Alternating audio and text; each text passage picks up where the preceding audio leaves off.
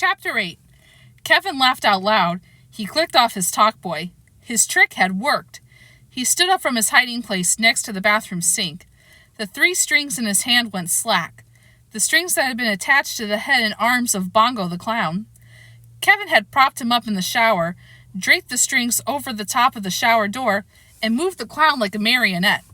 Fogged over by the shower steam, Bongo must have looked like a real person, and thanks to his talkboy, he'd had a perfect recording of Uncle Frank's voice. Kevin ran out of the bathroom all the way to the front door. Whoever had come hadn't left a trace. Oh well, it was probably some plaza employee snooping around to see if there was an adult in the room. Now he knew. There was. He just didn't know the adult was Bongo the Clown.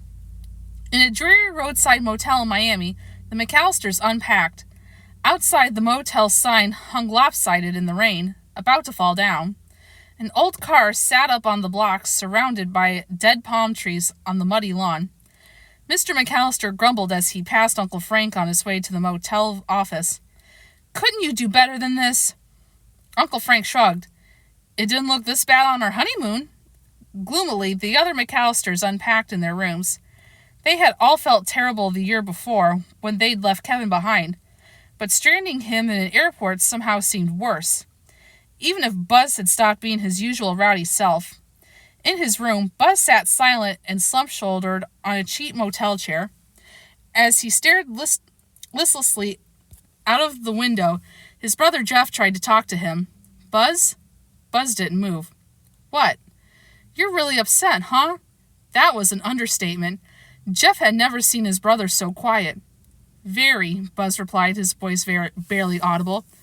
"Are you crying?" "Not yet." Jeff sat on the other side of the bed, nearest his brother. "It's not your fault Kevin's gone," he said gently. "We're all lousy to him, but it's going to be okay. He's a tough little guy. He'll make it wherever he is. Try to get some sleep. You'll go nuts staring out the window like that." Buzz nodded, but just kept on staring. The poor guy was beyond help, Jeff thought. He probably needed to deal with his feelings alone. With a sigh, Jeff laid down to go to sleep. A smile formed on Buzz's face. His eyes began to light up. There she was, in the window, walking through her motel room in the opposite wing. She was just as beautiful as the first time he spotted her. He knew if he kept looking long enough, she'd come back. Somewhere in the back of his mind, he knew that Jeff was asking him something, but he couldn't remember what it was. Oh well, it probably didn't matter. The first thing Kevin had noticed about New York nights was that they weren't really dark. Outside his window, he saw the streetlights cast everything in a dull amber, except in Central Park, where there were streetlights there too. But they just dotted the park along some of the roads. Between the lights was nothing but inky blackness. Who knew what went on there? Seeing that spooky pigeon lady was bad enough, and that was in broad daylight.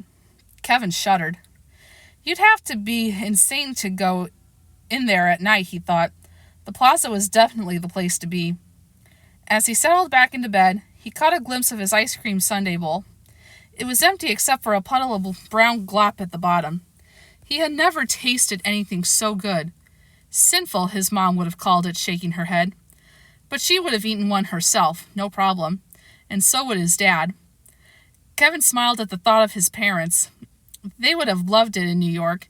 His mom would have gone crazy over the room. His dad would have wanted to spend the whole day walking around. This was the place they should have booked for vacation, not stupid old Florida. If the plaza was too expensive, they could have stayed with Uncle Rob. Kevin sat up. He'd almost forgotten about Uncle Rob. Kevin's dad said that Uncle Rob owned a whole brownstone in New York, whatever that meant. He reached into the suitcase and pulled out his dad's address book, flipping to the M's. He saw McCallister, Rob, 51 West 95th Street, New York, New York, 10025. Kevin's dad had said Uncle Rob had taken his family to Paris, but he hadn't mentioned when they were coming home. Kevin said to himself. If they're back, I'll drop in on them. Usually they give pretty good presents. He put back the address book and pulled out his dad's wallet. A corner of a snapshot peeked from it. Kevin took it out. He remembered it well. It was Thanksgiving Day. Buzz was choking him, and Jeff was making bunny ears behind his mom's head. His dad had his arms around Megan and Linny, and he was trying to smile. Problem was, Megan was blowing a bubble, and Linny was scratching her leg, which made his dad look totally dorky. Kevin couldn't help grinning. Typical McCallister pose. From the street came a jingling sound. He looked out to see a horse-drawn carriage pull away from the curb. Inside the carriage was a family snuggled happily under thick blankets and singing carols. A few blocks beyond them, a giant Christmas star shone on the top of the building. It looked as if it were about to rise to the heavens. Kevin felt his stomach sink, and he knew it wasn't the Sunday. New York was great, fantastic, a dream. But right then, all he could think about was his family. By now they knew he was gone. Did they miss him? Were they worried? Maybe they thought he'd missed the plane and gone home. Maybe they were home now looking for him. Kevin ran to the phone and punched out his number. His heart raced as he waited for an answer. Mrs. McCallister felt as soggy as the warm rain that fell outside. The Christmas tree in her motel room was made of dusty plastic, and there was a battered tin star on the top. Somehow the holiday spirit escaped her. She couldn't stop thinking about Kevin. Was he in Miami? Did he fall asleep on the plane and forget to get off? Did he get on the wrong plane in Chicago? Did he miss the plane and go home?